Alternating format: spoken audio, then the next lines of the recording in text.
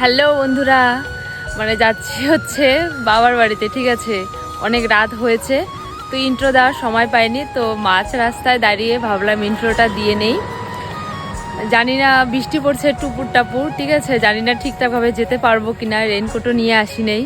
তো চলো আমাদের সাথে। বেশি তেল ছিল না, তাই পেট্রোল পাম্পে ঢুকে প্রথমে গাড়িতে তেল ভরে নিলাম। অনেক দূর যেতে হবে, তো যেতে যেতে দেখা হয়ে গেল মাসান বাবার। জয় মাসান বাবার জয়। আর আজকে আমরা যাচ্ছি কোচবিহারের ফাঁসির ঘাট দিয়ে, মানে মেইন রাস্তা থেকে একটু শর্টকাট হবে। এই ঘাট কোচবিহারের তোষা নদীর উপর অস্থায়ীভাবে বানানো হয়েছে। আর এখন বর্ষাকাল, তাই পুরো নদী সাঁকো দিয়ে কভার করা সম্ভব নয় বলে নৌকা বা বোট দিয়ে পার হতে হয়। আমরা সেখানে কিছুক্ষণ দাঁড়িয়েছিলাম বোটের জন্য, কারণ নদীতে প্রচুর ভিড় ছিল। তারপর মা গঙ্গার নাম স্মরণ করে উঠে পড়লাম বোটে। আর মাঝি কাকুটা আমাকে বলছে তুমি এই দিকে এসে বসো। আমি সচরাচর খুব একটা বোটে উঠার সুযোগ পাই না, হাতে গোনা কয়েকবার উঠেছিলাম। আর রাতের এই নৌকা বিলাস আমার যে কি ভালো লাগছিল। ওই সময়টুকু আমার নিজের একার সময় ছিল। এবার নামার পালা, নামতে হবে। গন্তব্য এসে গেছে। আর এই দিকে দেখো নদীতে অনেকটা চর পড়ে গেছে, আর এই চরগুলোতে কাশফুলের বাগান হয়েছে। আর কয়েকদিন পর কাশফুল ফুটবে, সবাই আগমনের শুট করতেও আসবে। এতক্ষণ যে নৌকা ভ্রমণ করলাম, এখানে তার টিকিট কাটতে হয়। আমরা দুজন আর আমাদের গাড়ি সহ 15 টাকা নিয়েছিল মাত্র। ফাইনালি আমরা চান্দামারি পৌঁছে গেলাম।